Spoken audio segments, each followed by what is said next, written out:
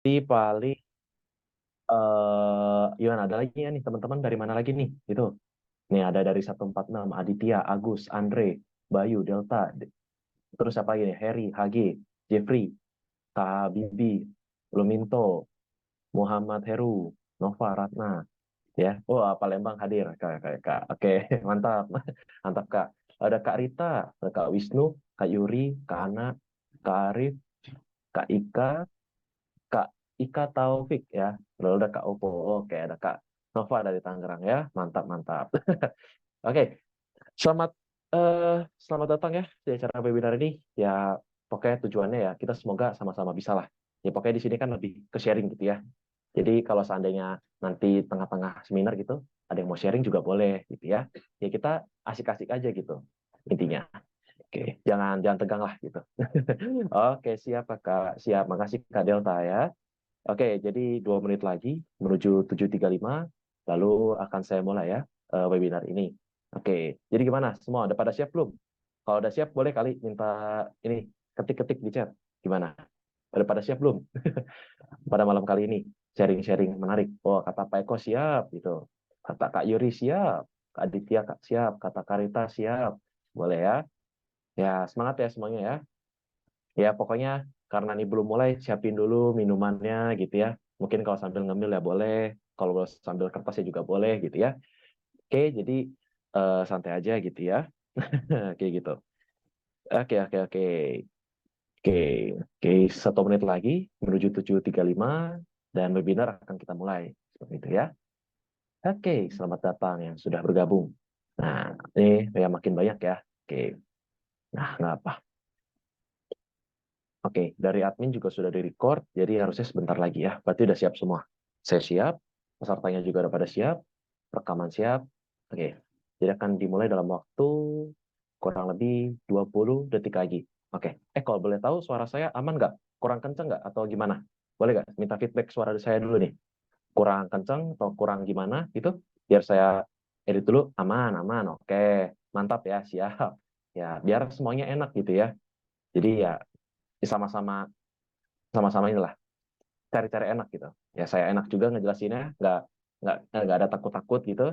Nah, pesertanya juga siap. Oke, sudah 7.35, jadi webinar pada hari ini resmi saya mulai.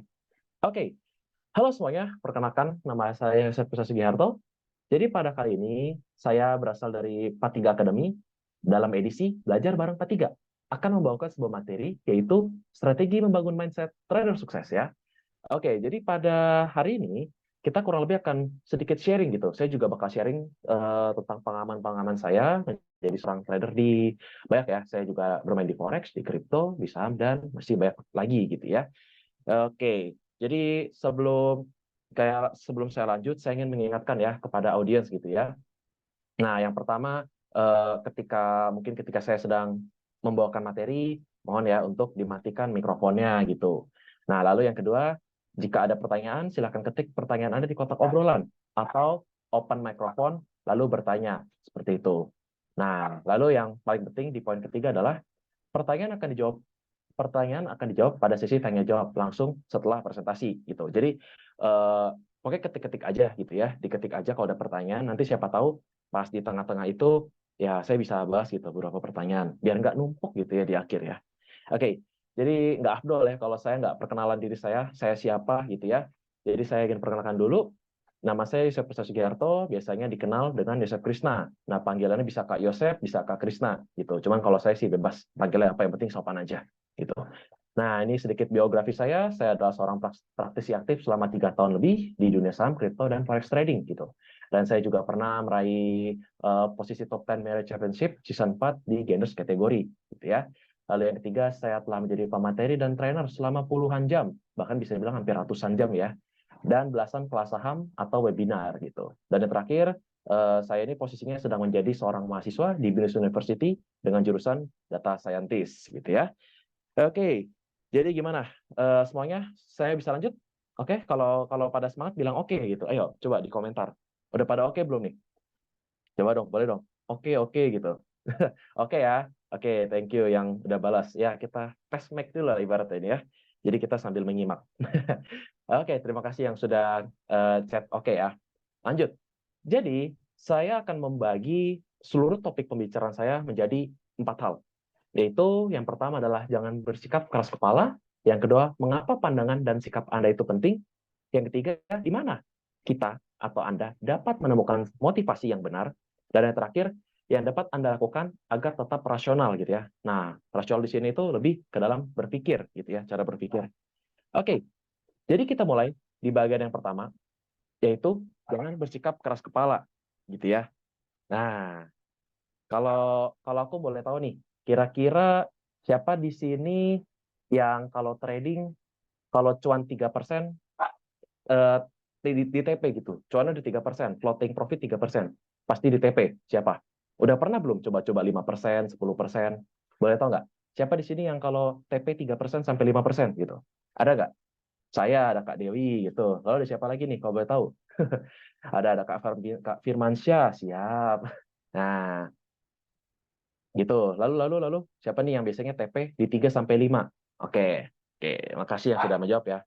Oke, sekarang saya mau nanya, siapa di sini yang kalau stop loss batasnya 5 sampai 10%?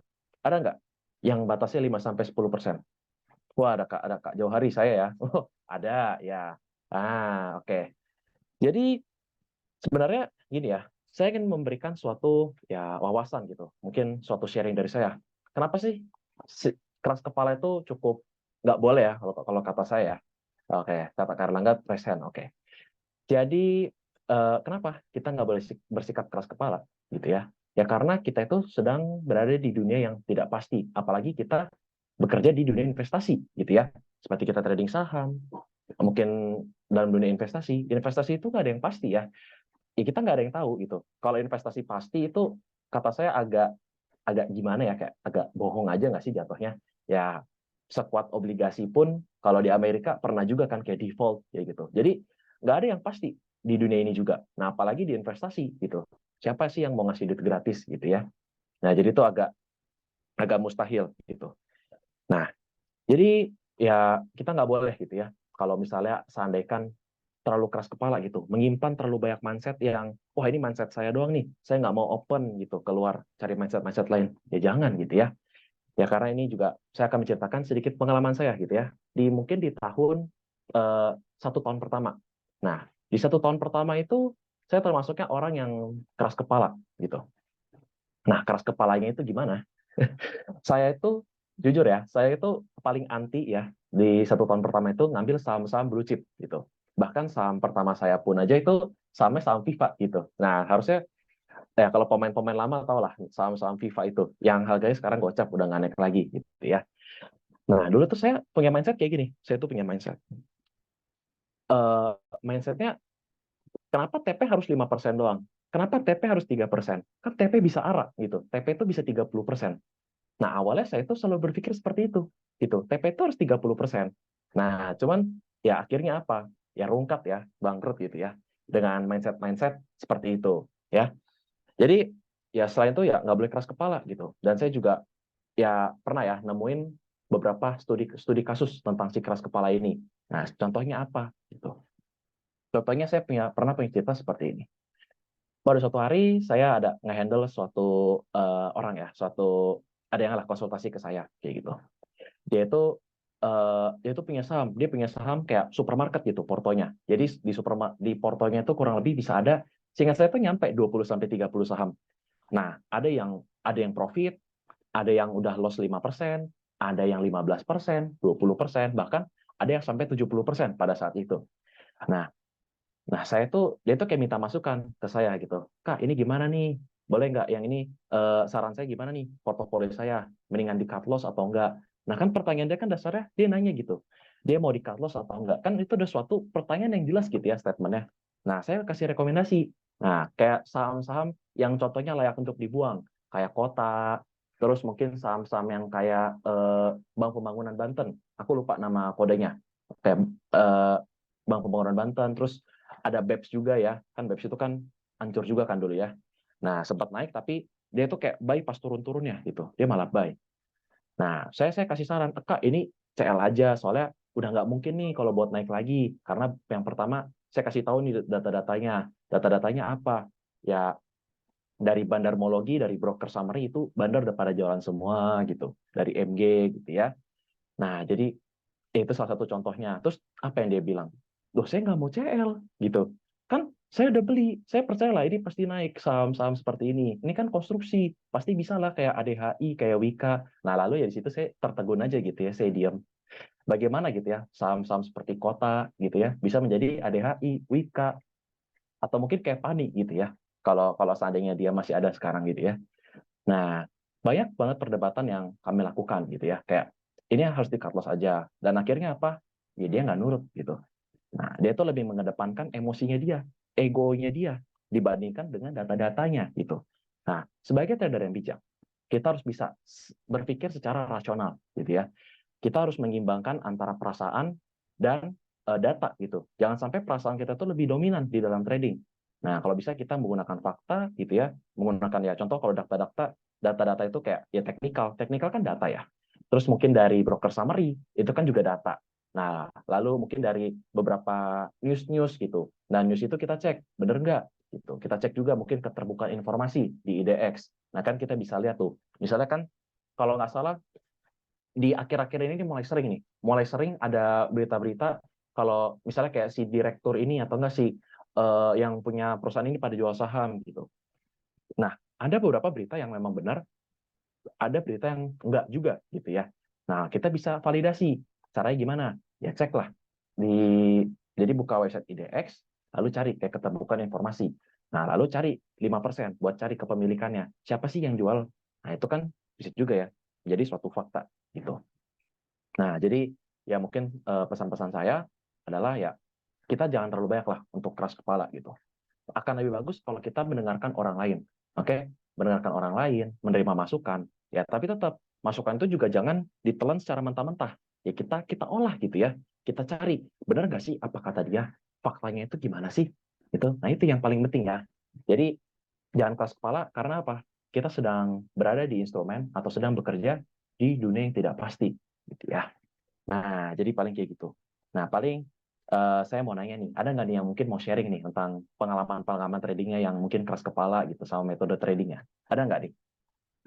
Ada nggak? Mungkin chat atau mau open mic? Ini saya persilahkan gitu. Raise hand kalau boleh ya. Ayo, ada yang mau sharing nggak? Pengalaman-pengalamannya gitu. Ya mungkin yang setahun pertama, yang 6 bulan pertama, ya nggak apa-apa gitu. Pokoknya anggap ya webinar saya ini sebagai forum ya.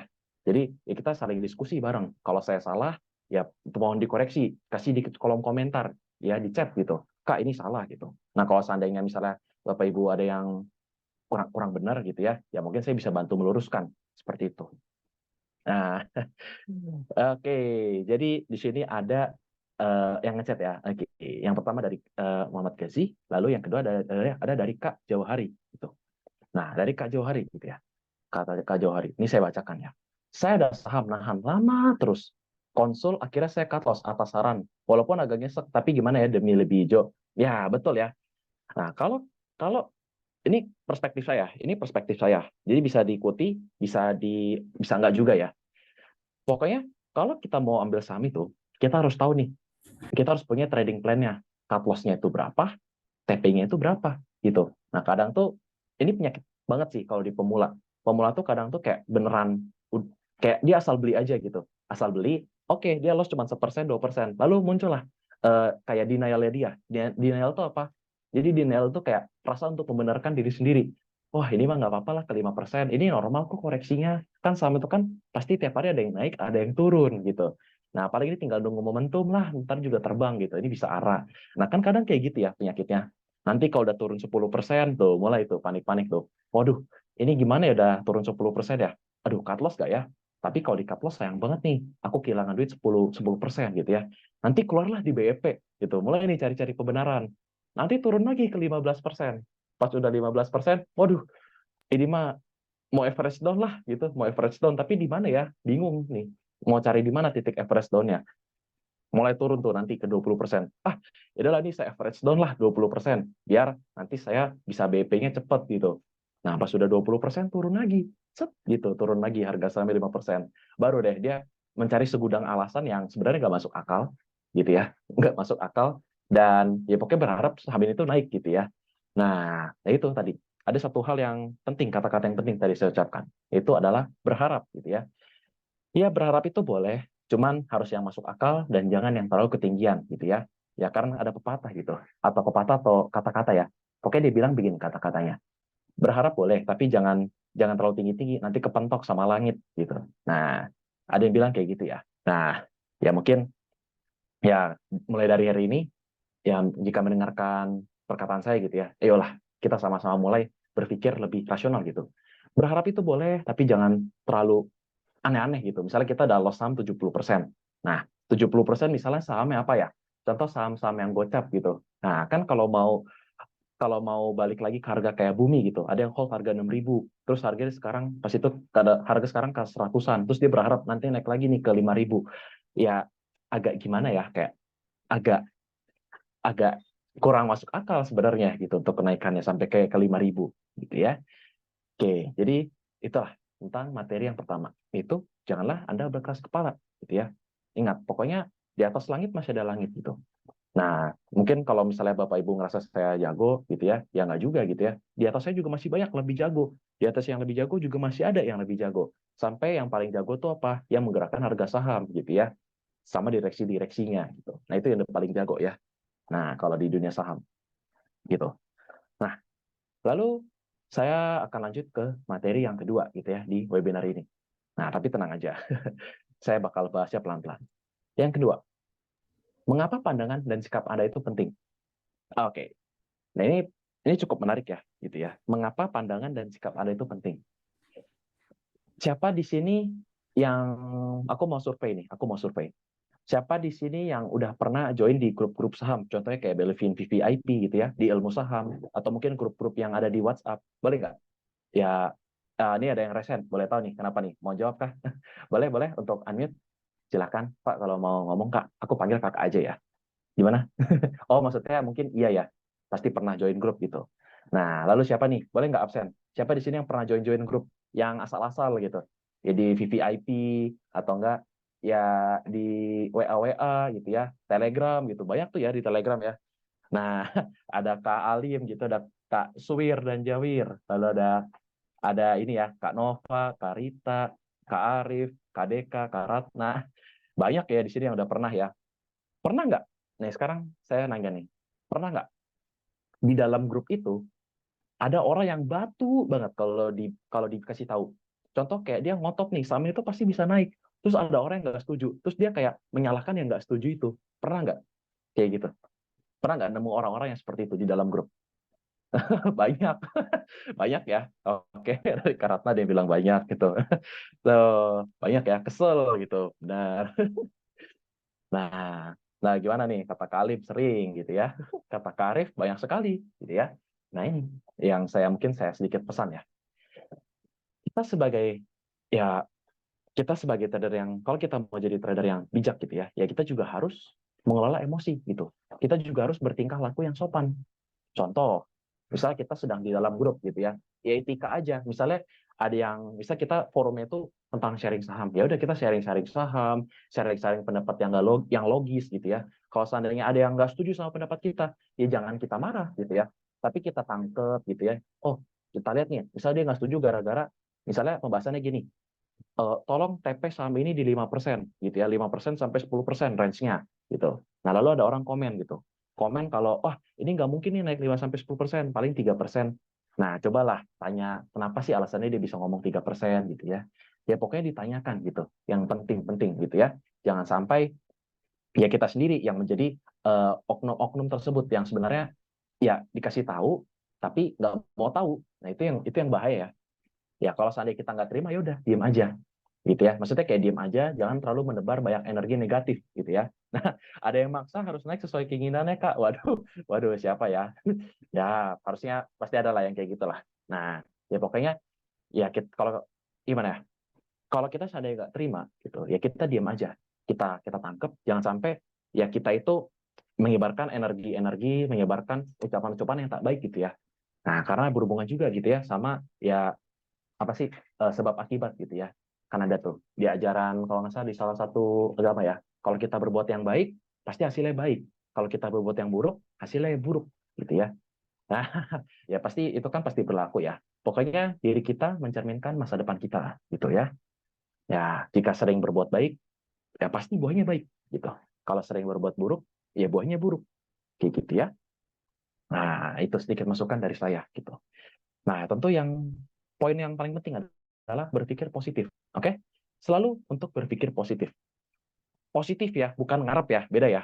Positif itu yang baik-baik gitu. Maksudnya, ya misalnya eh, ya maksudnya sopan ya sopan kalau dalam berpikir gitu maksudnya sopan dalam bertingkah laku gitu ya karena apa yang kita ucapkan juga mencerminkan pemikiran kita gitu ya, misalnya di chat gitu ya nah berpikir positif pikirin suatu hal-hal yang baik gitu ya tapi bukan yang harapan ya jatuhnya ya nah mungkin takutnya ada yang samain tuh misalnya aduh saya pengen saham ini besok arah ya, itu sih bukan positif ya, itu ngarep ya jatuhnya ya bukan positif gitu nah pokoknya bersikap positif ini tuh ya juga penting gitu ya ya pokoknya lakukan hal-hal yang baik gitu berbuat baik sama orang lain gitu membantu orang gitu ya ya kita jauh-jauh lah dari hal-hal yang tidak baik gitu ya apapun yang terjadi selalu berbuat baik kepada orang pasti aja ada aja buahnya nah contoh kayak mungkin analisa itu ya kita berpikir positif daripada kita ngejulitin orang gitu ya balas-balasin yang nggak penting di grup-grup saham yang nggak jelas gitu ya mungkin kita bisa lah berpikir positif untuk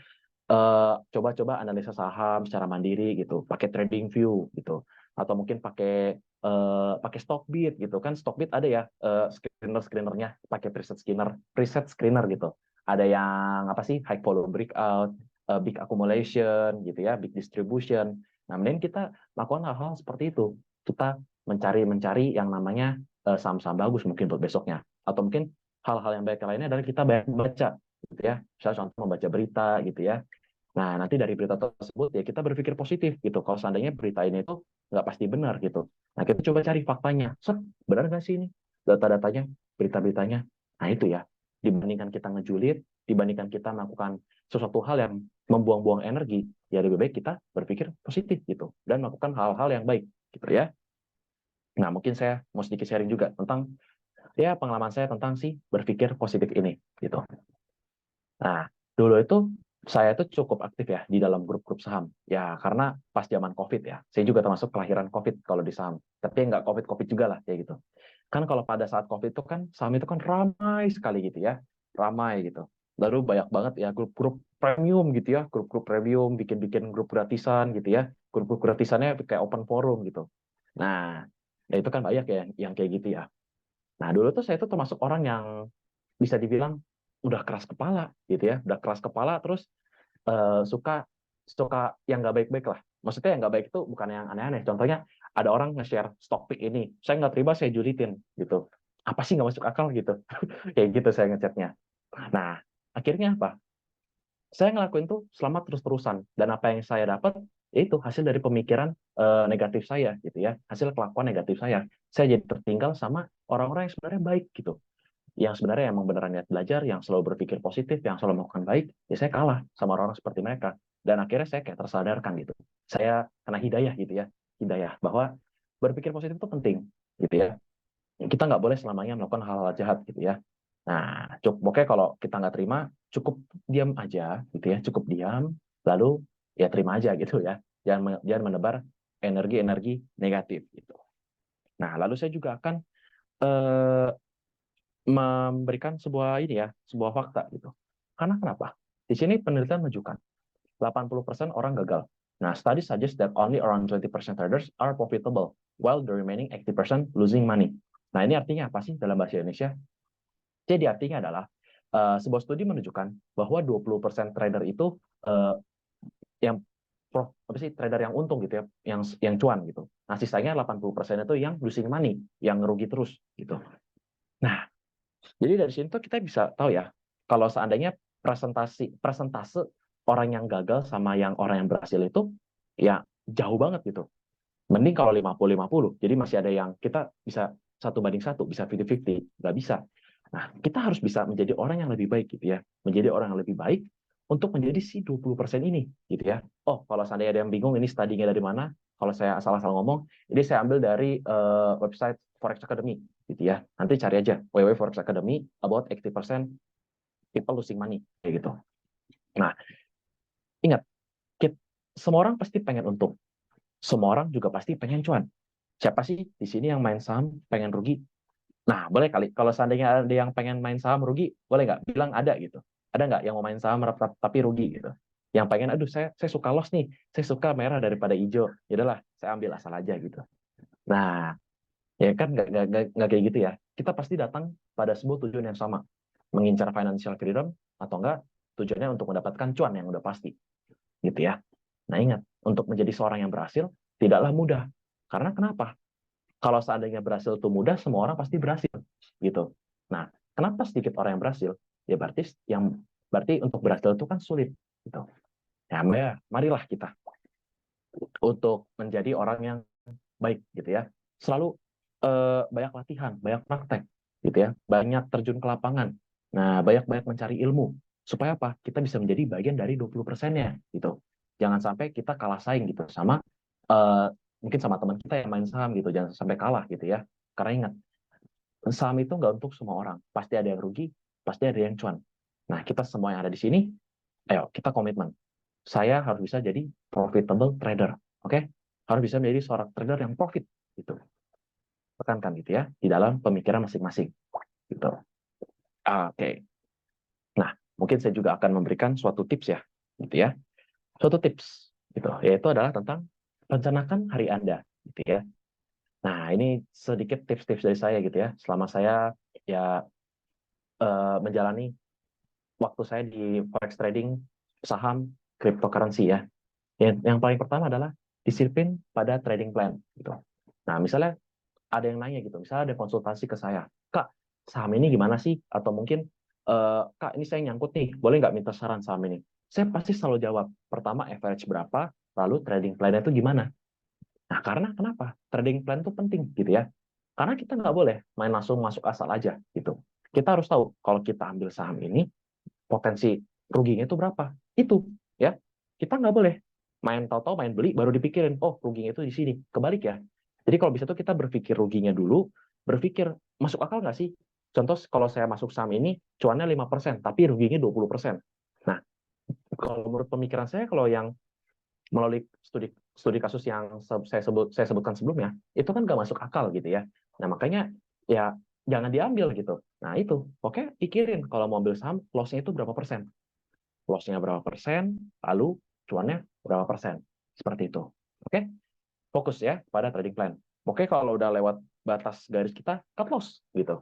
Nggak usah takut-takut gitu. Ingat, ya bursa saham buka kok hari Senin sampai Jumat, kecuali tanggal merah, hari libur nasional sama kiamat ya. Ini kayak gitu aja. Kalau hari-hari biasa pasti buka gitu. Nah, ingat selalu harus ada yang namanya trading plan gitu. Nah, lalu yang kedua adalah siapkan waktu dan analisa Anda sebelum membeli saham gitu. Nah, ini maksudnya apa? Nah, mungkin saya lebih ingin menekankan misalnya kita mau trading saham, misalnya kayak gini. Saya bangun jam 8. Saya bangun jam 8 pagi. Terus saya baru buka HP jam 8.50, habis mandi, sarapan, dan lain-lain gitu ya. Terus jam 8.50 saya ngeliat ada rekomendasi gitu. Ngeliat rekomendasinya dari yang nggak jelas gitu. Oh, buy saham ini gitu. Dia cuma ngasih tahu ada kata-katanya doang, tapi nggak bisa nunjukin chartnya, nggak bisa nunjukin bukti-bukti data-data kalau saham itu bakal naik gitu ya. Nah itu, ya kita harusnya itu secara bijak ya. Ya kita tuh nggak boleh makan mentah-mentah gitu. Nah, pokoknya kita siapkanlah sekitar ya minimal 5 menit gitu ya, minimal 5 menit untuk menganalisa saham ini layak nggak untuk kita beli kayak gitu. Jadi kita harus siapkan waktu. Nah, mungkin kalau contoh yang lebih baik, nah biasanya saya pas zaman saya ya zaman COVID ya, zaman scalping, ya saya biasanya analisanya malam gitu. Jadi saya analisa biasanya menghabiskan waktu dari jam sekitar 9 malam sampai jam 11 malam gitu. Atau enggak ya dari jam 11 malam sampai jam 1 gitu ya. Ya itu buat apa? Buat analisa saham gitu ya. Saham mana sih yang berpotensi untuk bagus? Nah, seperti itu ya. Nah, kalau mungkin saya mau survei juga nih.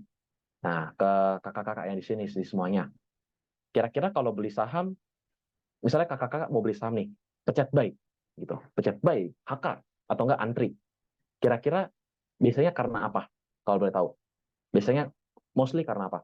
Nah, mungkin kalau kalau saya kan biasanya beli saham gara-gara teknikalnya bagus gitu. Teknikalnya bagus, bandarmologinya bagus. Nah, kalau untuk kakak-kakak, teman-teman di sini gimana? Sama kakak-kakak nih, gimana? Kalau ambil saham itu biasanya berdasarkan apa? Bandarmologi kah? Teknikal kah? Atau kata tetangga? Apa kata grup premium? Apa kata orang lain nggak tahu siapa? Atau kata grup Facebook gitu? Grup WhatsApp? Nah, kalau kata Kak Suir, technical candle Bang. Kalau kata Kak Ratna, technical analysis gitu. Kalau kata Karif, kata teknikalnya bagus. Kata Kak Jauhari, kata grup. Oke. Lalu kata Kak 146, feelingmologi Kak. Oke, feelingmologi. Nah, ini kata Kak Aditya, deh, gacor banget ya dia. Technical analysis, good news, volume besar. Nah, lalu dari Kak Fahmi, PI-nya rendah gitu ya. Nah, PI rendah, boleh gitu. Lalu dari Kak Delta gitu ya. Analisis teknikal dan juga tren. Lalu kata Kak Reika, news dan rumor, volume. Lalu ada yang bilang kalau trennya naik gitu ya. Oke, jadi kalau yang saya bisa simpulkan di sini tuh ya nggak ada yang salah gitu ya. Karena balik ke trading plan atau gaya style trading masing-masing gitu. Nah, cuman saya mungkin akan sedikit merekomendasikan gitu ya. Nah, apalagi dari Kak ini, saya mohon maaf ya, bukan berarti saya mengejek atau mungkin saya maksudnya ingin mengecam gitu, enggak ya. Tapi kalau kita hanya berdasarkan news dan rumor doang sih, sebenarnya agak bahaya gitu ya. Karena gimana ya, tingkat win loss itu kayak gini perbandingannya. Kalau kita berdasarkan rumor, rumornya kalau nggak benar, ya salah. 50-50 kan jatuhnya. Nah ingat, kalau 50-50 jatuhnya ya kurang lebih bisa jadi judi gitu ya. Jadi agak bahaya gitu. Apalagi sama news. News itu sekarang bisa dimanipulasi gitu. Bisa juga bandar buy news gitu. Beli ke CNBC gitu. Oh masukin 300 juta, 500 juta. Tolong dong terbitin berita ini. Banyak kasus-kasus seperti itu. Nah kayak contohnya di bisnis.com gitu. Bisa kayak gitu ya. Nah jadi kita cobalah cari berapa teknik-teknik yang dimana kalau kita mau eksekusi saham itu dengan baik, gitu ya.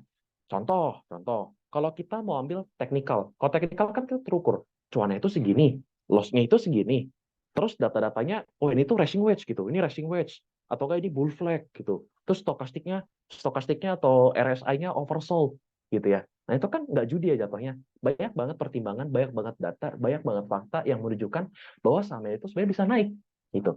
Nah, jadi akan lebih baik lah kalau kita seandainya jangan terlalu bergantung pada news dan rumor sebenarnya gitu. Kecuali yang ngasih rumor itu orang dalam, yang bandarnya itu beda lagi ya, beda lagi ceritanya gitu.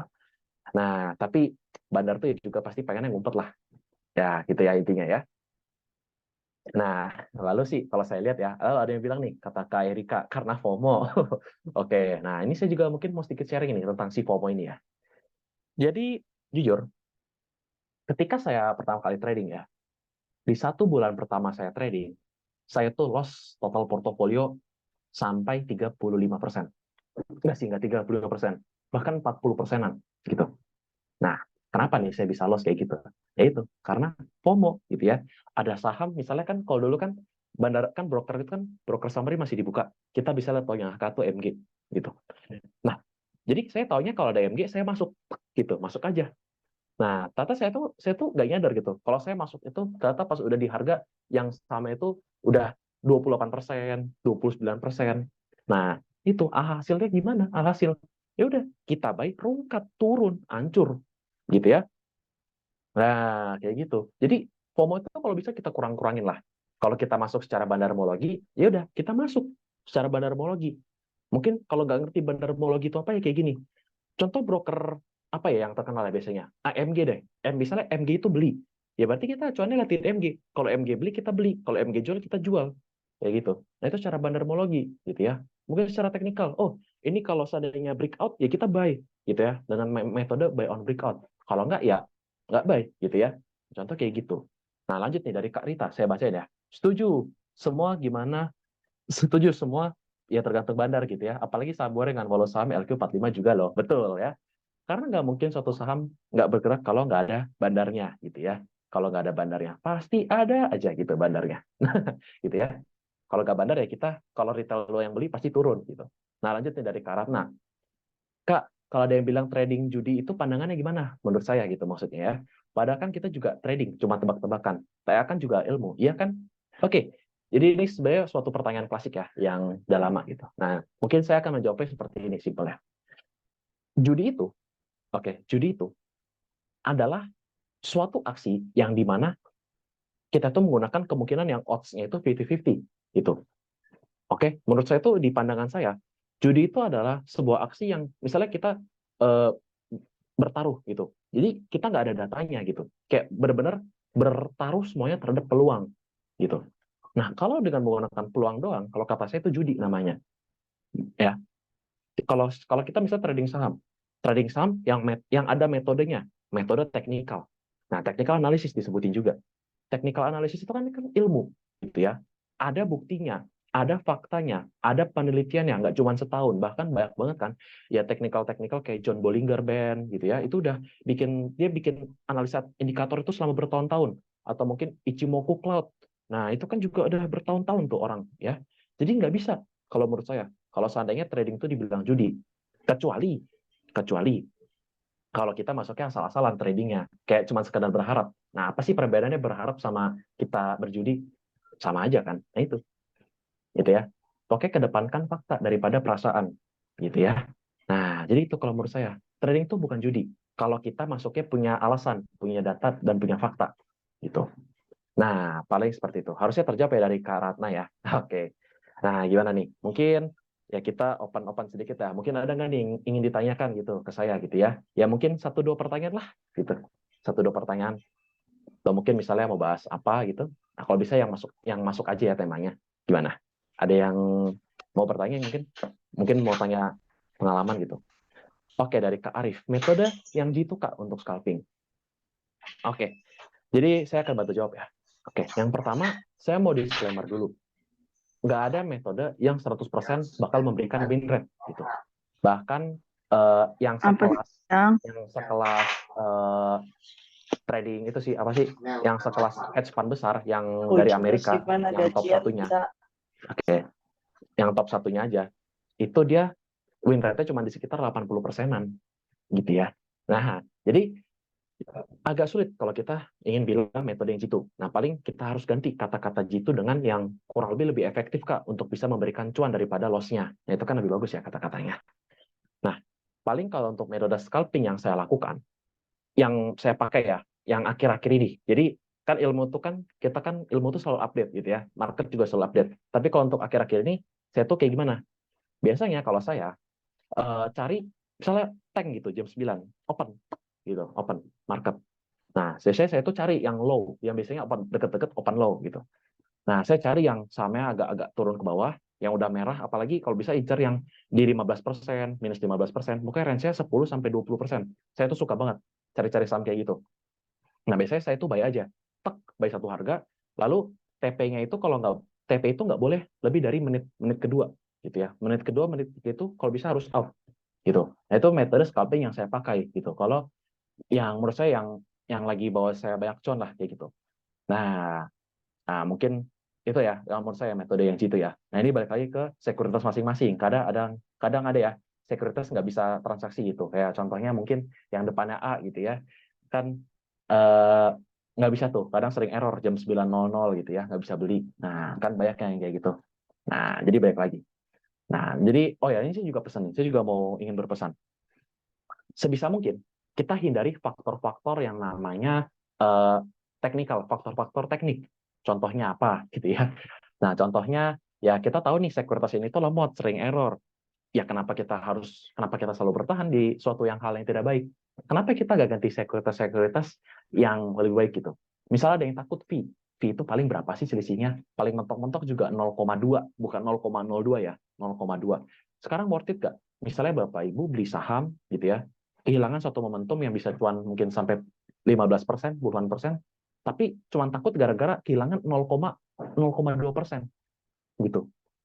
Nah, kan nggak masuk akal ya kalau kayak gitu ya. Kalau saya sih ya, kalau di pemikiran logika saya, ya mendingan saya kehilangan 0,2% daripada saya kehilangan potensi cuan sampai puluhan persen, gitu ya. Nah, nah gitu. Nah, lalu mungkin sebenarnya gitu ya untuk Kak Arif ya, itu salah satu metode yang mungkin saya bongkar gitu sedikit. Nah, ini saya nggak bilang ini pasti berlaku untuk kapan aja, tapi ini yang berlaku mungkin untuk saat-saat ini gitu ya. Oke. Tapi untuk kalau mau dicoba juga, yaitu balik lagi ke resiko masing-masing gitu ya. Karena saya udah trial error ya, gitu ya, trial error. Lanjut dari Kak Delta, cara menjadi trader yang baik dan benar gimana sih Kak dalam analisa dan juga menentukan TP dan SL Kak? Oke, ini pertanyaan yang cukup menarik ya. Nah, ini cukup menarik. Sebenarnya gimana sih cara menentukannya? Nah, Sebenarnya kalau di pandangan saya, trader yang baik adalah trader yang bisa cuan dan trader yang dapat mempertanggungjawabkan seluruh aktivitas tradingnya. Jadi misalnya dia loss trading, ya dia tanggung jawab. Tanggung jawabnya itu apa? Ya dia nggak nyalain orang lain, dia nggak banyak-banyak komentar di sosial media, apalagi sampai ngechat di perusahaannya gitu ya, di Instagram perusahaannya. Ya, itu kan nggak masuk akal ya kayak gitu ya. Nah, jadi paling gimana untuk menentukan bagaimana cara analisa dan juga TP dan SL-nya. Gitu. Nah, untuk analisa, kita balik lagi. Analisa itu dibagikan menjadi 3. Teknikal, fundamental, dan bandarmologi. Gitu ya. Secara analisa itu. Nah, kita harus balik. Kita itu mengambil saham itu alasannya karena apa? Kita ngikutin acuan bandarmologi kah? Acuan teknikal kah? Atau acuan fundamental? Gitu. Jangan sampai kita masuk gara-gara bandarmologi, terus kita loss, kita cari pembenaran di teknikal. Begitu. Itu yang penting ya. Nah, contoh misalnya kita masuk gara-gara news. Yaudah, kita fokus sama newsnya. Kalau seandainya emang newsnya bohong, ya kita jual. Kayak gitu. Pokoknya ingat, metode masuknya karena apa? Karena dengan metode kalian masuk, kalau bisa itu juga alasan untuk metode kalian keluar, gitu ya. Jadi ya jangan jangan masuk karena teknikal, terus eh, nanti kalau udah loss nyarinya bandarmologi gitu kan, banyak kayak gitu ya kasusnya. Apalagi yang feelingmologi tuh sering banget tuh. Tadi saya buy saham ini, saya buy saham saham A gitu, saham A ini harganya saya beli di 120, ini saya percaya ini bisa ke 100, 100, 125, 120 ke 125 gitu. Cuan 2,5, cuannya sekitar di 1, sekian persen gitu ya. Nggak, 2% sekian gitu. 2% sekian. Nah, terus tiba-tiba harga sahamnya turun ke 115. Waduh, terus nanya-nanya di grup, Kak, ini saham ini pandangannya gimana ya gitu ya. Pandangannya gimana? Ini teknikalnya bagus gak sih, Kak? Nah, itu biasanya ya yang kayak gitu ya. Nah, kalau kita masuk lewat feeling ya jangan jangan kita beban ke orang lain juga gitu. Kalau masuk lewat feeling ya tanggung jawab. Berarti keluarnya juga harus pakai feeling gitu. Kalau seandainya emang udah nggak bagus ya exit gitu. Jangan sampai kita apalagi menyalahkan orang lain gitu ya. Pokoknya tanggung jawab lah sama diri sendiri. Kan toh yang mencet beli dan jual kan juga kita sendiri. Ya berarti kan kita juga harus tanggung jawab gitu ya. Jangan sampai dengan tradingnya kita yang pencet buy, malah kita menyalahkan orang lain gitu. Nah, kecuali ya, boleh kita nyalain orang. Saya bilang, boleh kok kita nyalain orang. Kecuali gini, studi kasusnya. Misalnya saya buka sekuritas gitu ya di laptop, terus saya ke toilet, terus saya punya adik mainin laptop saya, terus kepencet beli gitu. Kebeli BEPS gitu, harga gocap. Nah, itu baru saya boleh marah-marahin tuh adik-adik saya gitu ya. Contoh itu kayak gitu, itu baru boleh kalau buat marah-marahin. Karena di luar kehendak kakak gitu ya. Keluar kehendak semua di sini. Oke, jadi untuk menentukan TP dan SL, sebenarnya, nah ini nanti akan saya coba bahas ya. Nah, ini pertanyaan kita simpen gitu ya. Nah, oke.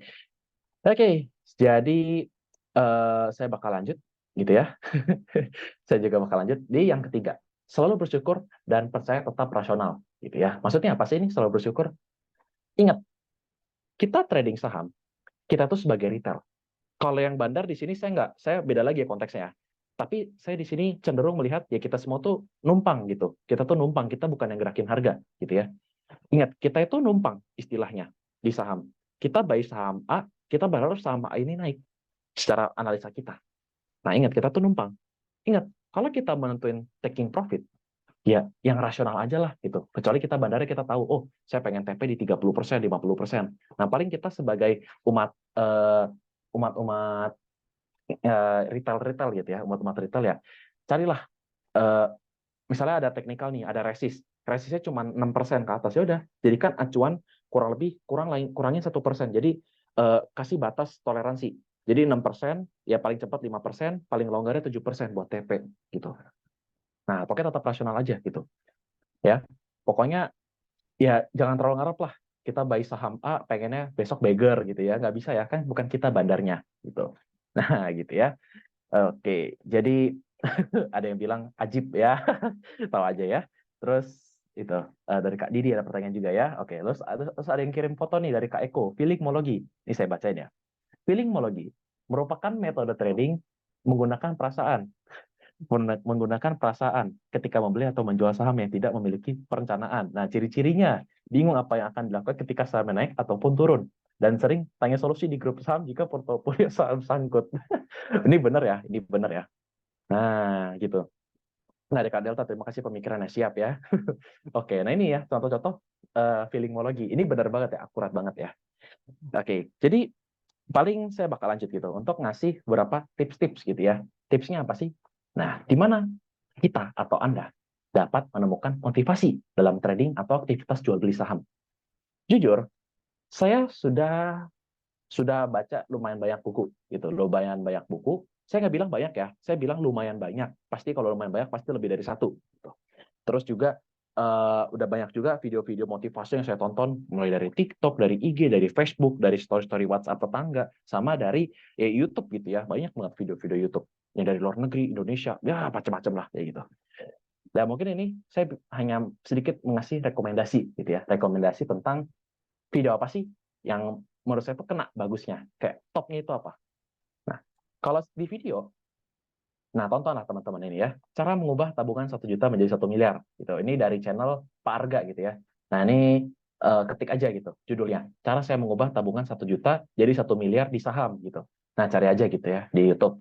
Nah ini tuh detail banget dikasih tahu kayak dia itu pada saat masih mudanya gimana gitu ya, perjalanan hidupnya gimana, rugi-ruginya itu gimana, sampai pada akhirnya ya si beliau ini dikenal dengan seorang trader yang termasuknya cukup mahir gitu ya, cukup mahir dalam menganalisa suatu saham dengan menggunakan teknik bandarmologi gitu ya. Harusnya tahu sih kalau yang namanya Arga Junaidi Karo gitu ya.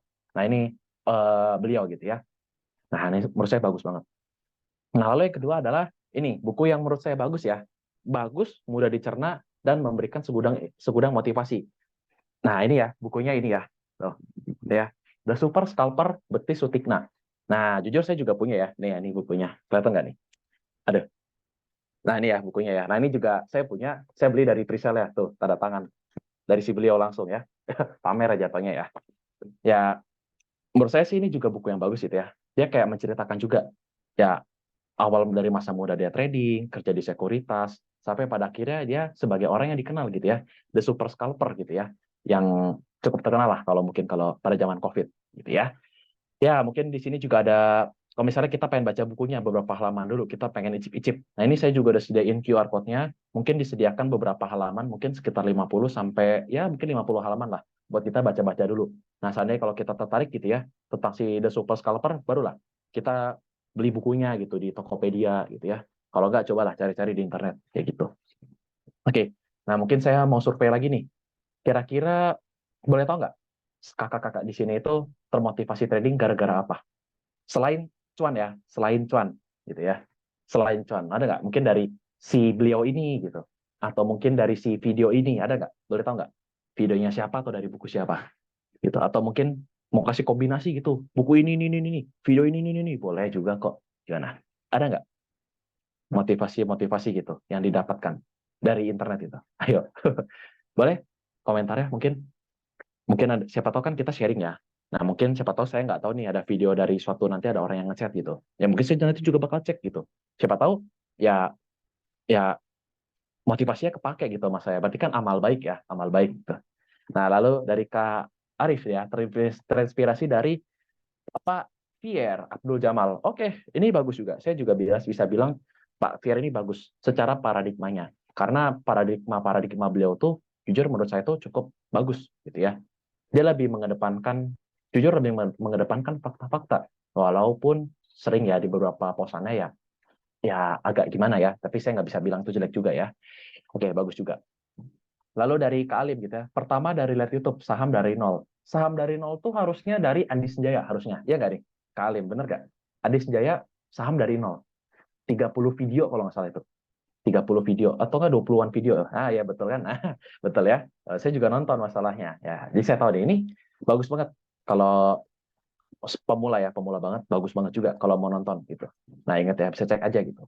Nah, ada 25 kelas ya. Oke, 25 kelas. Oke, dia itu kalau nggak salah bikin gitu sebulanan gitu. Nah, oke ya judulnya ya 20 sampai 30 video lah yang saya ingat. Nah, dari Kak Erika pertama nonton YouTube-nya Ko Andis Jaya. Wah, seru-seru ya Andis Jaya ya. Oke. Lanjut dari Kak Ratna gitu ya. Kalau saya pertama kali masuk saham, dulu karena ada Raditya Dika. Waduh, mantap ya. Bagus untuk perencanaan finance masa depan. Kalau trading, suka dengan Timothy. Wih, boleh ya. Pendapat ini, pendapat. Kita harus hargai teman-teman ya. Siapa tahu emang beneran bagus sih, kita searching nanti. Siapa tahu ya. Karena kan kalau bagus ya amal baik juga gitu ya. Nah, dari Kak Erika juga nih. Awal belajar saham syariah dari YouTube Mamang Amsi. Tuh, Mamang Amsi juga lumayan tuh. Ya, kalau nggak salah saya jujur mungkin kurang tahu ya mukanya kayak gimana. Kurang tahu namanya kayak gimana. Cuman saya tuh kan orangnya visual. Kalau ngelihat muka biasanya baru hafal gitu. Nah, tapi harusnya nanti saya coba searching ya. Mang Amsi ya. Oke, lanjut dari Kak Muhammad Iksan gitu. Namanya You Life Academy. Boleh ya. Mungkin saya nggak tahu. Mungkin nanti saya coba searching di Google lah gitu ya. Lanjut dari Kak Delta. Keadaan umur keadaan umur masa depan dan miliarder muda yang berkembang dalam dunia saham dan juga ingin berkembang dalam hal dan dunia baru. Oh, itu mungkin penjelasannya gitu ya. Penjelasannya. Oke. Nah, lanjut tuh ada yang kasih motivasinya. Awal belajar saham dari berita tentang saham Goto yang turun. Oke, jadi dengan berita turun dia termotivasi. Boleh, boleh, boleh. Oke, oke, oke. Boleh, boleh, boleh. Nah, yang lain gimana nih? Kira-kira termotivasi dengan apa? Oke. Oke, saran saya motivasi itu nggak harus dari video, nggak harus dari buku. Motivasi juga bisa kita dapatkan dari diri sendiri. Dengan kita selalu berbuat baik, selalu berpikir positif, niscaya motivasi itu akan selalu datang, gitu ya. Nah, saya juga jujur punya banyak mentor gitu ya. Itu juga salah satu motivasi saya, gitu ya. Ya mungkin ada mentor saya yang umurnya nggak jauh dari saya, tapi ya udah sultan bener lah, ibaratnya kayak gitu. Banyak ya beberapa orang-orang gitu ya. Nah, nah gitu ya. Oke, jadi paling kayak gitu ya. Dan saya coba bakal lanjut gitu. Bakal lanjut ke poin utama gitu ya. Nah, poin saya bakal ngasih sedikit poin-poin utama gitu ya dari kesimpulan yang udah saya bicarakan gitu dari tadi. Nah, yang pertama adalah maklumi diri sendiri jika ingin beristirahat gitu ya. Nah, maksudnya apa sih memaklumi diri sendiri? Oke, jadi kita nggak boleh terlalu memaksakan. Apalagi kita misalnya kita tahu nih profil risiko kita itu misalnya eh, apa sih yang terlalu safe, apa sih ya namanya ya? Yang moderat lah, saya lupa namanya, moderat lah, mungkin moderat moderat tuh yang tengah-tengah gitu. Pokoknya agresif, agresif, moderat, sama apa yang awal. Boleh tahu nggak teman-teman apa sih risiko yang paling rendah itu biasanya? Pasif, bukan pasif ya? Ada yang tahu nggak namanya apa? Sorry nih saya lupa nih gitu.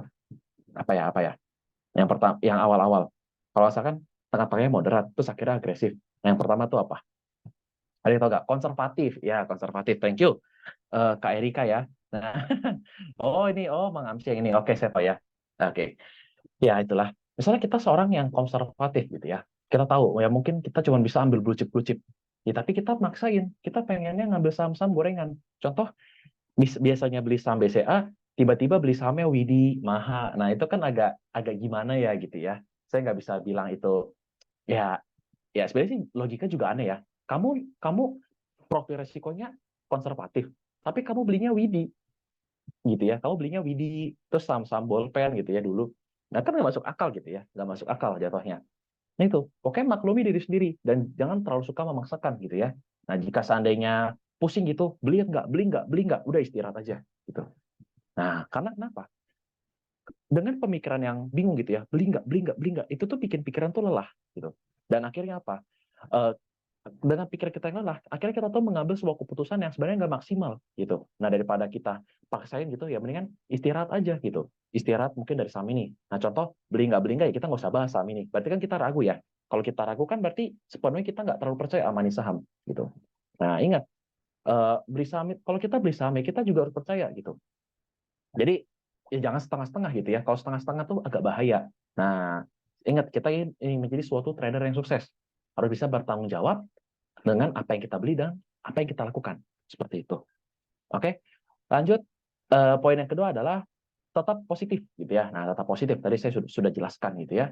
Lalu cari inspirasi dari mana saja, lalu jangan memakan ucapan orang secara mentah-mentah. Nah, ini banyak banget ya. Apalagi yang masih pemula. Saya jujur sering banyak banget lihat di grup ya yang ada orang ngasih analisa saham yang teknikalnya aneh gitu. Jadi kayak gimana ya? Misalnya kayak saham apa ya? Pas itu saya ingat banget rekomendasi dia. Dia bilang bukan Belvin ya, saya bukan bilang Belvin ya. Belvin itu juga sebenarnya orang baik kok. Nah, saya bilang kayak gini ya. Saya pernah ingat banget analisa dia. Pada saat itu, seingat saya eh, seingat saya itu BRMS itu ada di average ada di harga sekitar 200-an sampai 300-an. Terus dengan garis-garis dia nggak masuk akal gitu ya, saya juga bingung dia ngambil metodenya dari mana. Dia bisa bilang wah ini BRMS ke 10.000. Saya terus baik yang iya baik yang percaya gitu. Jujur lucu gitu ya, tapi ya gimana ya, saya juga bingung gitu. Karena kok ada aja orang-orang yang seandainya banyak gitu ya, mau makan ucapan orang secara mentah-mentah. Nggak boleh ya teman-teman ya. Ingat, kita tujuannya sebagai trader sukses, trader yang profitable, ingin menjadi 20% orang gitu ya, termasuk yang dari 20%. Nah ini salah satu hal ya, kita nggak boleh makan ucapan orang secara mentah-mentah, kayak gitu ya. Berpikir rasional gitu ya. Dan yang terakhir adalah jaga pikiran dan tubuh Anda, begitu ya. Oke, jaga pikiran dan tubuh Anda. Ya ini penting banget ya. Ya, jaga fisik, jaga kesehatan. Ingat, ya jangan sampai kita terlalu banyak over di saham, kita sampai lupa sama diri kita sendiri. Ya mungkin kita terlalu sering analisa saham gitu, tiap hari dari jam 7 malam sampai jam 7 pagi gitu. Terus lupa tidur. Ya cuan sih cuan, tapi cuannya buat bayar rumah sakit kan nggak lucu ya. Kan sama aja bohong gitu. Nah, kayak gitu. Nah, seperti itu. Oke, jadi ya saya mungkin bakal kasih suatu kata-kata ya, suatu motivasi gitu. Yang saya buat pada saat saya buat PPT ini. Itu adalah hal yang terpenting dalam berinvestasi adalah mengetahui apa yang diinvestasikan dan Anda percaya diri dengan hasilnya. Sangat penting untuk selalu tetap pada posisi Anda. Nah, mungkin kalau yang bingung gitu ya, maksudnya apa? Kalau kita mau beli saham, ya kita harus percaya sepenuhnya. Ini tuh saham apa? Kita harus tahu ini tuh barang apa yang kita beli, gitu ya. Ya kita minimal setidaknya kita tahu lah. Ini saham gorengan, fluktuatif, resiko tinggi. Minimal kita harus tahu, gitu ya. Kan banyak ya orang-orang kayak beli saham terus baru tahu, oh ini sebenarnya high risk gak sih? Nah itu banyak ya pertanyaan seperti itu ya. Beli saham gorengan, terus tahu nanya, ini high risk gak sih? Kayak gitu ya, banyak ya. Penting untuk kita mengetahui apa yang kita beli, barang apa yang kita beli, gitu. Lalu dengan kita tahu barang yang kita beli, kita harus percaya gitu. Percaya nggak sama barang ini? Kalau kita udah percaya sama barang yang kita beli, kalau kita udah tahu juga barang apa juga yang kita percaya gitu ya. Ya mungkin itulah suatu syarat yang dimana boleh untuk suatu hold saham atau untuk beli saham. Karena pada dasar adalah kedewasaan gitu ya. Karena kita kan di sini kan kalau trading saham harusnya umurnya di atas 17 tahun ya, harusnya udah punya KTP semua gitu. Ya kita harus sama-sama dewasa lah. Jangan sampai tadi yang saya bilang berulang kali. Mungkin gara-gara kesalahan kita malah jatuhnya uh, ya cari-cari pembenaran gitu ya. Kesalahan kita tapi kita cari-cari pembenaran, maksa-maksain, itu nggak boleh ya. Kalau seandainya emang di luar trading plan, ya cabut gitu. Cabut trading plan-nya gitu ya. Cabut dari sahamnya gitu ya. Nah, terus ingat untuk selalu berada dalam posisi Anda. Maksudnya apa ya? Jangan terlalu ikut-ikutan kata orang juga. Misalnya kita udah beli saham ini, kita udah percaya, kita udah tahu barang apa yang kita beli. Tahu-tahu ada orang ngomong, ah saham ini jelek ya, hati-hati, downtrend bentar lagi. ARB ntar jam 10 pagi. Jangan kayak gitu ya. Gitu. Penting untuk kuat juga sama diri sendiri. Karena ingat tujuan kita sebagai apa? Sebuah trader sukses, profitable, dan bisa menjadi bagian dari 20%-nya. Oke, ya mungkin ya segitu aja gitu ya dari saya. Nah, untuk sertifikat partisipasi nanti akan ada link absen ya. Jadi kalau yang mau dapat sertifikat, nanti ada link absen di akhir sesi gitu ya. Nah, dan setelah Q&A gitu ya. Nanti saya juga akan open Q&A gitu. Nah, tapi sebelum sebelum Q&A, saya mungkin akan bakal jawab-jawabin gitu sedikit ya. Sedikit-sedikit yang ngomong gitu. Di sini dari Kak Eko gitu ya. Alhamdulillah, saya suka pakai screening saham menggunakan aplikasi DSI atau Data Saham Indonesia, manual maupun untuk alert. Merasa asik saat saat otak-atik kriteria rumus screening. Ah, boleh juga itu ya. Nah, itu juga bagus. Nah, kan kalau kita udah belajar tentang rumus kan berarti kita berbicara suatu data ya. Nah, suatu filter ada datanya. Itu kan nggak bisa kita bilang judi karena kita masuk sesuai kriteria kita. Kayak gitu ya. Bagus ya untuk Kak Eko ya, bagus gitu. Nah, dari Kak Erika, saham tertentu sangat fluktuatif. Bukan fluktuatif lagi, gila itu, hati-hati ya. Nah, pokoknya kita tanggung jawab lah. Kita tahu misalnya saham Widi gitu ya. Wah, dari saya saham Widi terus.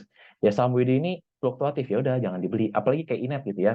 Ya biasanya kan di running trade ramai gitu. Inet semua gitu. Nah, hati-hati ya yang kayak gitu ya. Oke, jadi mungkin saya ingin mengucapkan terima kasih gitu ya. Saya mohon maaf jika ada kata-kata saya yang salah dan jangan keluar dulu teman-teman ya. Dan sebentar lagi akan dilanjutkan oleh rekan partner saya, oke? Dan saya ya boleh mungkin untuk rekan partner saya itu kepada Kak Muhammad Gazi gimana? Bisa mic-nya aman Gazi? Mic-nya? Oh, ya. Oke, teman-teman pamit. Terima kasih atas Izin waktunya, dulu sebentar Chris. ya. Ya, siap. Oke, mungkin bisa istirahat dulu ya, minum-minum dulu. Sebelum kita memasuki sesi Q&A, mungkin kita kasih kesempatan untuk uh, mentor kita, Joseph Krishna, untuk sedikit minum dan istirahat ya. Dan untuk semua peserta, saya harap untuk mempersiapkan pertanyaannya sebaik mungkin dan sebanyak mungkin ya, karena kita menjawab dari yang awal dan tentunya waktu kita terbatas, tidak bisa kalau semua pertanyaan itu muncul, tidak semua pertanyaan itu bisa kami jawab. Jadi mungkin silakan dari sekarang dipersiapkan pertanyaan-pertanyaan yang ingin Anda tanyakan tentang A sampai Z. Baik, untuk Ko Krisna, oke, boleh dibantu oper slide. Oke, nah kami dari P3 Academy merupakan rebranding dari Ruang Saham P3. Tujuan dirubahnya branding kami adalah kami ingin lebih fokus mengedukasi Indonesia supaya melek akan pentingnya investasi sejak dini. Bahkan walaupun Anda sudah menyentuh usia tua, maka masih wajib untuk berinvestasi karena memang investasi demi menjamin masa depan kita semua. Oke, dan untuk yang izin live, oke silakan yang izin live karena sinyalnya jelek. Oke, dan saya dari P3 Academy ingin memperkenalkan suatu gebrakan baru yang dilakukan oleh tim kami, yaitu eksklusif stock training. Untuk Ko Krisna, silakan untuk oke. Nah, pada kesempatan hari ini telah memasuki batch yang ketiga, dilaksanakan selama 1 bulan, start mulai Oktober. Jadi kita ingin memperkenalkan apa itu eksklusif stock training karena memang tujuan kami karena melihat dari hal-hal yang terjadi, merespon apa yang terjadi di market, kemudian orang-orang yang mulai bimbang karena banyak sekali orang-orang yang loss karena apa? Mereka membeli saham tanpa tahu ilmu yang jelas, yang bagus. Mereka berdasarkan ikut-ikut teman atau mencoba-coba atau karena memang awalnya tergiur hingga akhirnya nyemplung karena nyangkut, dan yang namanya orang udah basah biasanya sekalian nyemplung atau menyelam gitu. Nah, maka itu kami prihatin atas hal ini, kami mengadakan sebuah program baru, gebrakan baru yang dinamakan Exclusive Stock Training. Apa sih Exclusive Stock Training? Boleh dibantu ke slide selanjutnya. Nah, Exclusive Stock Training merupakan kelas eksklusif yang diselenggarakan oleh P3 Academy. Nah, untuk apa? Untuk kalian semua memahami cara memaksimalkan keuntungan dan meminimalisir kerugian dalam dunia saham. Karena kita tahu yang namanya saham itu sangat fluktuatif. Tidak semuanya ya, tapi kebanyakan. Karena itu berefek dari faktor A sampai Z. Contoh, hari ini kita analisis nih saham A, kita sebut aja konkretnya ya, Pegas. Pegas hari ini naik nih harganya harusnya. Secara candlestick oke, secara BDM oke, tapi tahu-taunya ada news keluar nih. Oh, nih ada PGS kena gugatan PKPU lah misalnya. Maka langsung ambles tuh saham. Nah, kita di sini akan mempelajari bagaimana how to manage. Bagaimana kita memanage hal-hal yang seharusnya tidak kita lakukan dan kita persiapkan sebelum itu terjadi. Karena seperti kata orang bijak, the future is now. Masa depan disiapkan sejak sekarang. Dan kelas ini akan mengajarkan bagaimana menguasai diri kita ketika melakukan transaksi. Jangan sampai kita melakukan transaksi kalah karena ego. Dan membaca pergerakan saham dengan analisis teknikal dan bandarmologi. Jadi setelah kita bisa menguasai diri, kita akan belajar membaca pergerakan saham dengan analisis teknikal dan bandarmologi. Yang kita tahu bahwasanya ini merupakan dua ilmu selain fundamental yang sangat berpengaruh di dunia saham. Nah, kenapa alasan kami kita harus kuasai diri dulu? Karena yang namanya psikologis itu yang menentukan Anda akan melakukan jual atau tidak. Anda akan melakukan beli atau tidak. Jadi, semua keputusan akan kembali ke diri Anda.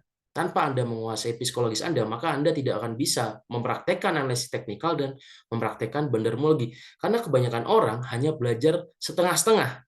Nah, di sini kami ingin Anda belajar secara menyeluruh, walaupun tidak menyeluruh semua ilmunya, namun dari awal sampai akhir dalam menentukan suatu saham transaksi, maka kami ajarkan di sini.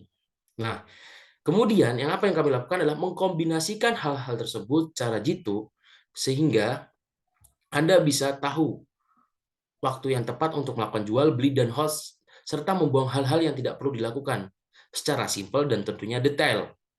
Nih, jadi kadang kita sering nih, aduh ngelakuin hal-hal yang nggak perlu. Sebenarnya kita nggak perlu ngelakuin A, B, C, tapi kita lakuin.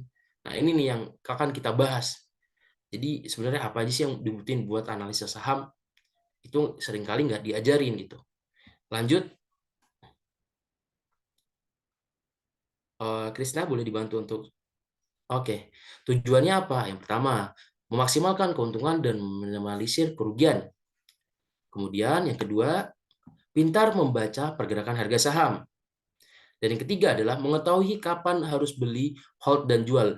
Ini nih yang sering menjadi pertanyaan-pertanyaan. Ini saya beli di sini nih, saya harus beli, jual, apa hold ya?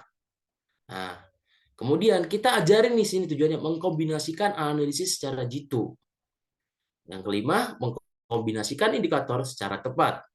Dan tentunya yang keenam, yang ini paling penting dan sering tidak disadari dan tidak diajarkan, tidak melakukan hal yang tidak perlu. Oke, lanjut. Boleh dibantu? Oke. Nah, apa alasan yang menandakan bahwasanya Anda harus banget gabung untuk program ini? Di sini Anda bebas tanya jawab dan praktek ilmu. Kemudian, mentoring eksklusif maksimal 5 peserta. Jadi kita batasi, ketika sudah 5 peserta, maka kelas sudah dicukupkan untuk satu kelasnya. Jadi, silakan untuk Anda yang ingin mendaftar, untuk buru-buru mendaftar. Karena maksimal 5 peserta. Kenapa 5 peserta? Ini memaksimalkan tanya jawab, kemudian bagaimana kita memahami karakter setiap peserta, dan tentunya Anda tidak akan malu. Karena kalau banyak orang, kadang kita malu, di sini akan bebas gitu. Nah, kita juga sediakan rekaman kelas dan materi yang bisa diakses selamanya. Kemudian kami memberikan layanan after class. Jadi, kalaupun Anda masih bingung di kelas, nggak nyaut, bisa dilanjut di grup. Atau bisa dilanjut via chat Japri. Kemudian, apa yang merupakan kelebihan kami, ada 2 mentor berpengalaman yang akan memandu Anda. Yang biasanya cuma 1 mentor, kami menyediakan 2 mentor langsung. Nah, yang terakhir, sebagaimana kita mengadakan prioritas, maka Anda akan menjadi prioritas kami. Pematerinya adalah founder Patiga, kemudian Yosef Krishna yang tadi mengajarkan Anda semua. Oke, lanjut. Oke, ini contoh testimoni pada kelas bulan September. Selamat siang Ibu. Nah, dan sebagaimana kita benar-benar menanyakan, dan bagaimana Anda bisa lihat bahwasanya kami tidak hanya istilahnya udahlah udah bayar udah kita tinggalin, enggak. Bahkan ketika member kami tidak hadir kelas, kami japri, Pak ayo hadir. Itu menandakan bahwasanya kami benar-benar Anda ingin datang ke kelas dan Anda ingin kami ingin Anda bisa gitu. Enggak cuma udahlah Anda udah bayar bodo amat mau hadir enggak gitu. Jadi ini merupakan testimoni dan ini benar-benar real dan bisa tanyakan ke peserta batch sebelumnya kalau Anda tidak percaya begitu. Dan kami adakan promo karena ini merupakan rebranding kami dan ini merupakan gebrakan kami membantu Anda sesuai dengan tujuan kami, maka kami berikan sebuah promosi untuk Anda yang seharusnya sayang untuk Anda lewatkan. Silakan untuk dioper ke slide selanjutnya. Nah, harga early bid pada bulan ini adalah 700.000. Nah, kita tidak tahu nih kapan akan kembali ke 2 juta karena memang kelas ini harusnya dihargai lebih dari 2 juta. Mana ada lagi orang yang mengadakan grup yang mengadakan kelas premium secara maintain ya. 8 kali sesi training, kelas private maksimal 5 orang per kelas, grup support kelas di harga 700.000. Mana ada sekarang zaman sekarang gitu. Jadi walaupun sebulan ini misalnya Anda 8 kali training, nggak nyampe 100.000. Kalau Anda pikir-pikir ya, sekali kelas nggak nyampe 100.000. Nah, nggak cukup di situ, kami juga akan memberikan penawaran menarik lainnya. Silakan Chris ke slide berikutnya. Oke. Nah, kami juga menawarkan paket yang merupakan best seller yang hampir dibeli oleh semua orang ke batch kemarin ya, yaitu 999.000.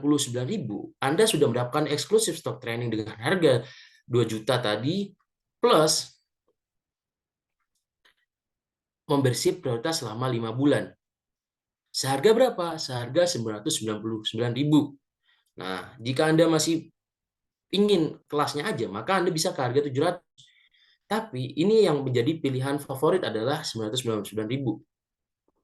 Nah, untuk Anda yang ingin membership prioritas tanpa kelas, di sini ada rekomendasi saham dan konsultasi private, kemudian saham-saham dengan 4 grup swing dan channel live trade 2 arah, dan grup diskusi, serta mentoring mingguan, maka Anda bisa membayar biaya prioritasnya selama 5 bulan dengan harga 900.000. Maka bila Anda ingin berkenan, silahkan, itu ada linknya. Hanya 5 peserta tercepat, karena setelah 5 peserta otomatis kelas sudah penuh. Jadi bukan semata-mata karena kami ingin mengambil keuntungan, kami ingin Anda bisa gitu. Bayangkan kelas sekarang anak Anda misalnya join kelas pelangganan misalnya untuk biaya pendidikan nggak mungkin di bawah 100.000, apalagi private gitu.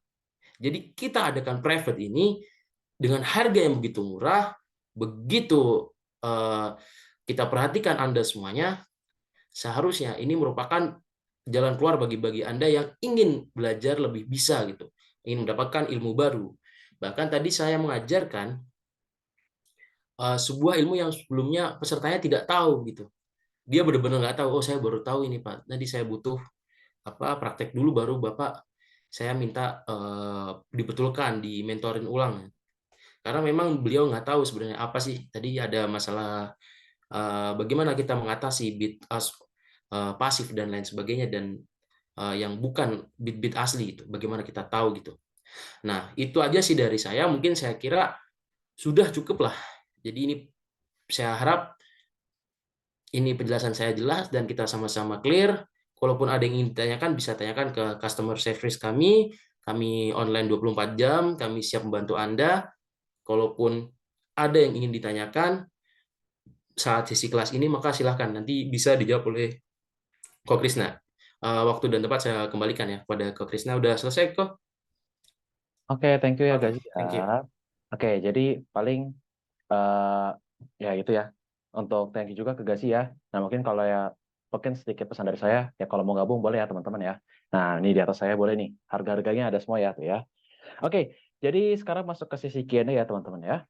Oke, jadi tadi saya bakal jawab beberapa pertanyaan yang saya belum jawab sebelumnya. Tadi kalau nggak salah pertanyaan dari Kak Delta ya. Nah, Kak Delta tuh Kak Delta mana nih? Tar, pertanyaannya. Tar, pertanyaannya ya. Oh, dari Kak Delta ya. Nah, menentukan TP dan SL. Nah, TP dan SL tuh sebenarnya akan lebih baik jika kita tahu gitu data-datanya terlebih dahulu. Nah, biasanya kalau kita udah bisa analisis saham, kita tuh jadi tahu target TP dan target SL itu berapa. Ya kita acuannya di situ aja ya. Ya. Jadi ya mengarah lebih ke acuan gitu ya. Jadi jangan jangan terlalu dinamis lah, karena market itu kan selalu update gitu ya. Nah, jadi tuh menurut saya kenapa TP dan SL itu sebenarnya nggak akan bisa terukur gitu. Karena market itu kan dinamis gitu ya. Nah, tapi kalau ada yang terpakut gitu ya, teknik-teknik ya boleh juga. Gitu.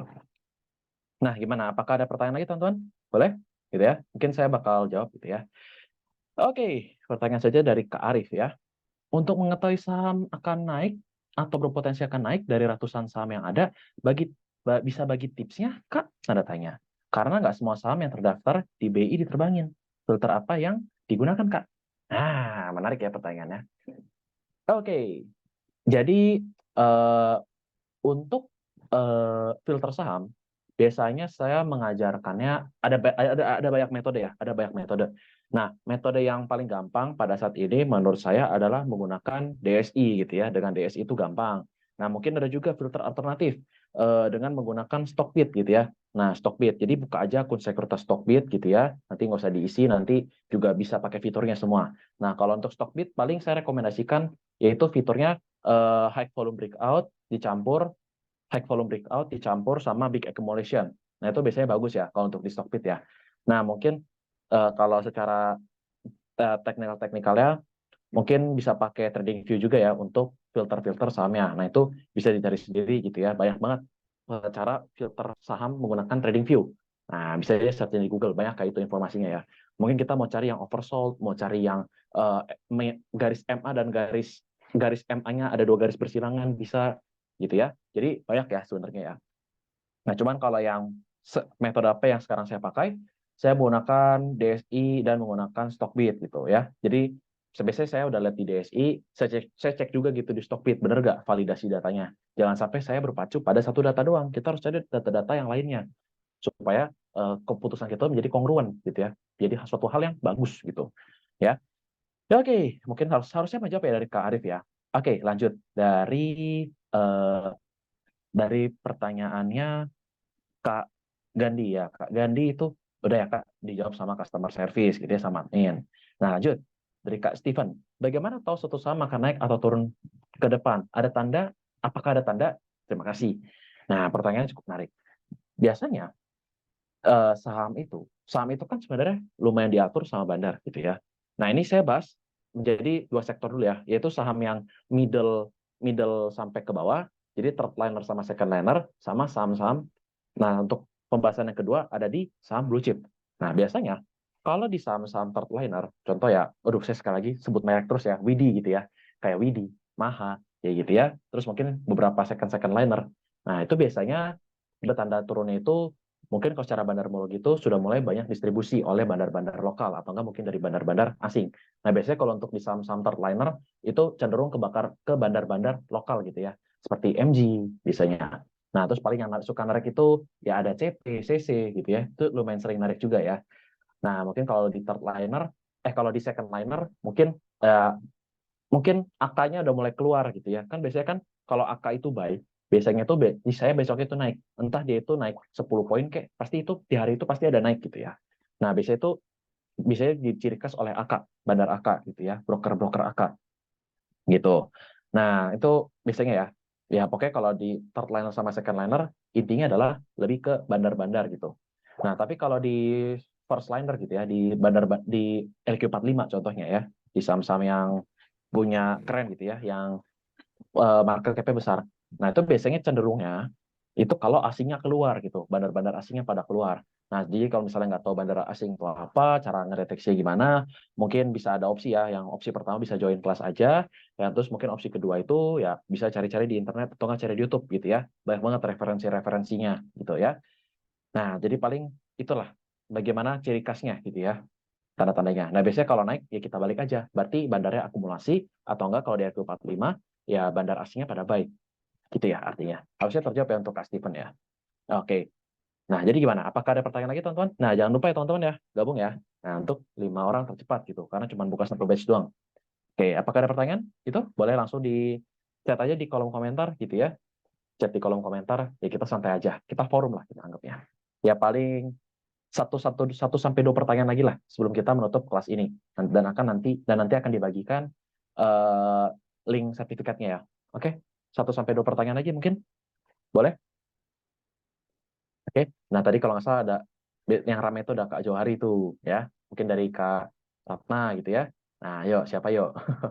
Ada pertanyaan. Nah, gimana? Oke, saya tunggu mungkin semenit lah. Nah, sambil nunggu paling saya ingin bahas lagi gitu ya. Nah, untuk saham ini nanti akan saya juga bakal pitching ya di saham ini. Jadi seandainya kalau ada yang takut-takut gitu ya, ada yang takut-takut join terus takut nggak dipedulin, tenang aja. Nah, kami itu 43 termasuk yang memberikan after sales yang bagus gitu. Nah, lanjut. Ada pertanyaan ya dari Kak Ikmah pertama. Apa yang harus dilakukan jika sudah loss banyak? Oke, aku mau tanya lagi nih ke Kak Nikmah. Banyak itu kan suatu hal yang tak pasti ya.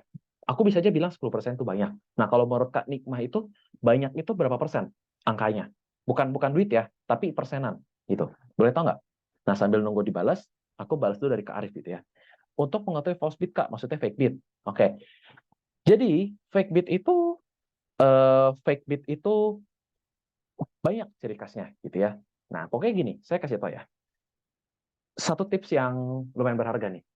Kalau kita ngelihat suatu order book saham, sebenarnya sebaik mungkin fokus aja ke offernya aja gitu. Nah, kenapa ke offernya aja? Karena gini logika sederhananya. Kalau orang udah punya, kalau ada offer gitu ya di order book, ada offer. Jadi offer tuh orang yang jualan ya di sebelah kanan.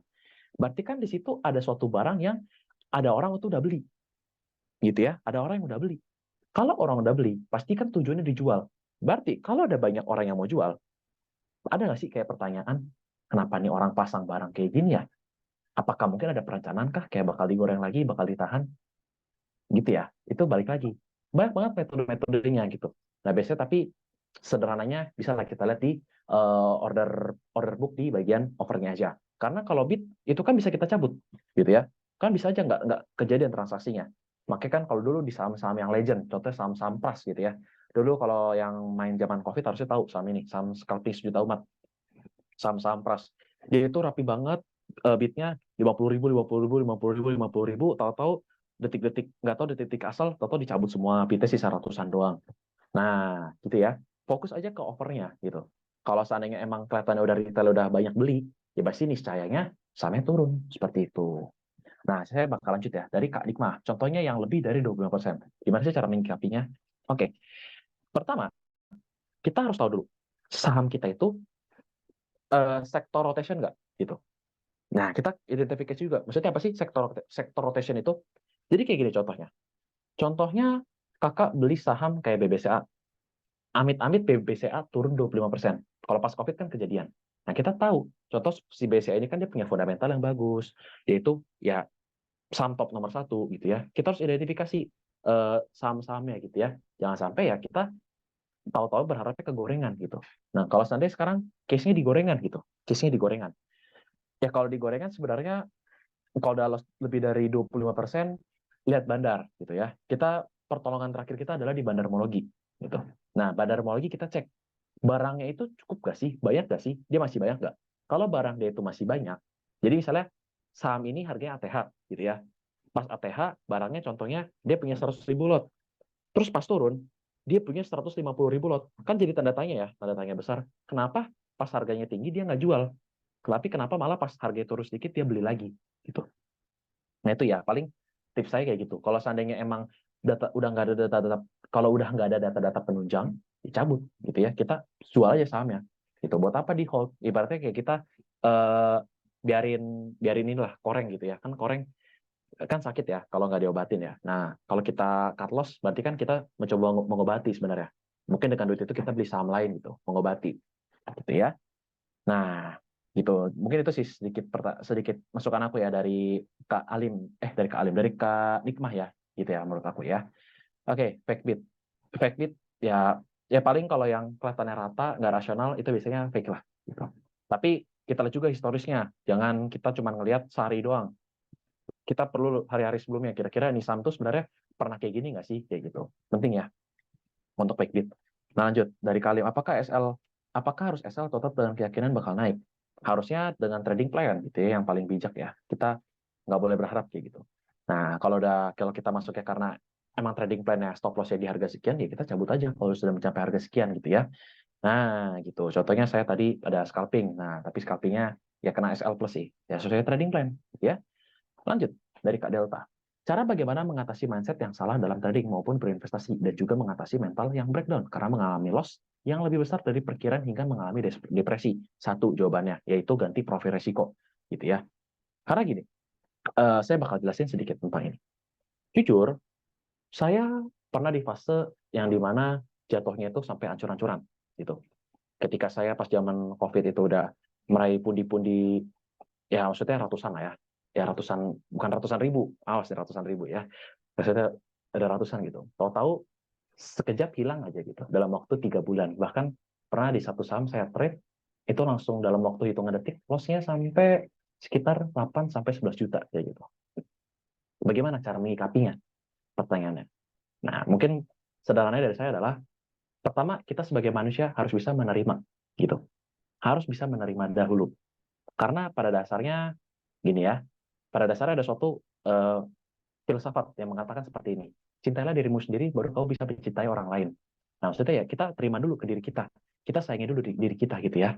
Kita coba untuk kelola emosi kita. Kita harus percaya kalau ini tuh sebenarnya sebuah kesalahan kita, ini bukan kesalahan siapa-siapa.